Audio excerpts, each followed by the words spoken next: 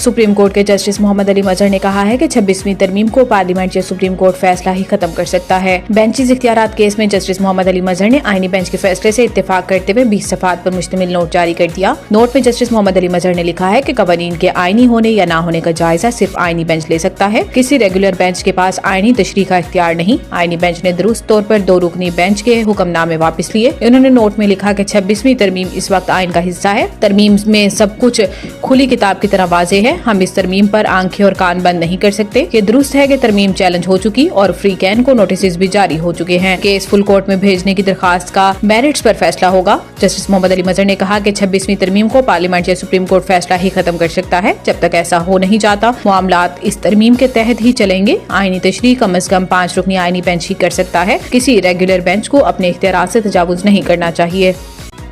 पाकिस्तान में anti corruption के इदारों की मजबूत बनाने और गवर्नेंस में इस्लाहात के लिए आलमी मालियाती फंड IMF का वफ्द पाकिस्तान पहुंच गया। जराये का कहना है कि IMF का वफ्द 14 फरवरी को पाकिस्तान में कयाम करेगा। जराये के मुताबिक एंटी करप्शन और एंटी मनी लॉन्ड्रिंग इक़दामात $7 अरब के बेल आउट पैकेज का हिस्सा है। वफ्द नैब अदलिया समेत मुख्तलिफ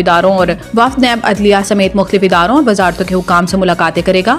वफ्द की जुडिशल कमीशन और सुप्रीम कोर्ट हुक्काम से भी मुलाकात का इम्कान है। जराये का कहना है कि अदलिया की आज़ादी और जजों की तैनाती के तरीक़ेकार पर बातचीत का इम्कान है। मुलाकातों का मकसद कानूनी हुक्मरानी, इंसदाद बननवानी और मनी लॉन्ड्रिंग की रोकथाम के लिए इक़दामात का जायजा लेना है।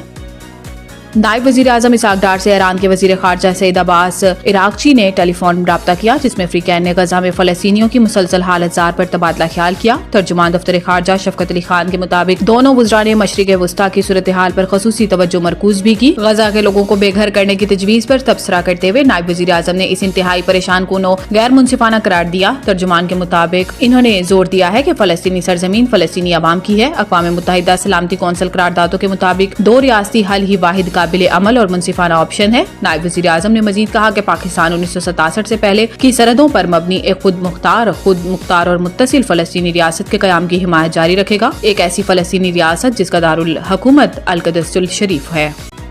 वज़ीर दिफा ख्वाजा आसिफ ने कहा है कि ताकतवर बहरिया समुद्री तिजारत के तहफ़्फ़ुज़ की ज़ामिन है। पाक बहरिया की अमन मशकों के तीसरे रोज़ कराची में महफूज समंदर खुशहाल मुस्तक़बिल के उन्वान से पहले अमन डायलॉग की इफ्तिताही तकरीब मुनक़िद हुई, जिसमें अमन डायलॉग में शरीक ममालिक की बहरी अफ़वाज के चीफ ऑफ नेवल स्टाफ और दीगर ओहदेदारान शरीक हुए, जबकि वज़ीर दिफा ख्वाजा आसिफ तकरीब के मेहमान ख़ुसूसी थे। अमन डायलॉग की इफ्तिताही तकरीब से खिताब करते हुए वज़ीर दिफा ख्वाजा आसिफ का कहना था कि दुनिया बड़ी मुआशी तब्दीलियों से गुजर रही है। तिजारती टैरिफ एक बड़ा चैलेंज बनकर सामने आया है। ये हमारा इज्तिमाई फर्ज है कि समंदरी तिजारत के तहफ़्फ़ुज़ के लिए मुश्तरका कोशिशें करें।